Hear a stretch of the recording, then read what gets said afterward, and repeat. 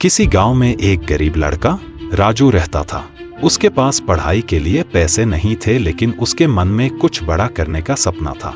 उसके पिता किसान थे और खेत में कड़ी मेहनत करते थे। राजू अक्सर अपने पिता को खेत में काम करते देखता और सोचता कि क्या वह भी अपने सपनों को पूरा कर सकता है। एक दिन गांव में एक बुजुर्ग साधु आए। साधु गांव के लोगों को प्रेरणा देने के लिए कहानियां सुनाते थे। राजू भी साधु से मिलने गया और अपनी कहानी सुनाई। उसने साधु से पूछा, क्या मैं कभी अपने सपनों को पूरा कर पाऊंगा? साधु ने मुस्कुराते हुए कहा, बेटा, अगर तुम ठान लो तो असंभव कुछ नहीं है। सफलता के लिए 3 बातें याद रखो: सपना देखो, मेहनत करो और कभी हार मत मानो। राजू ने साधु की बातें दिल से लगा ली। वह दिन रात मेहनत करने लगा। उसने खेत में अपने पिता की मदद की और जब भी वक्त मिला पढ़ाई की। गांव के लोग उसका मजाक उड़ाते थे, लेकिन राजू ने किसी की बातों की परवाह नहीं की। कई सालों की मेहनत के बाद राजू ने एक बड़ी परीक्षा पास कर ली। उसे शहर की एक बड़ी कंपनी में नौकरी मिल गई। उसकी मेहनत ने उसके सपनों को हकीकत बना दिया।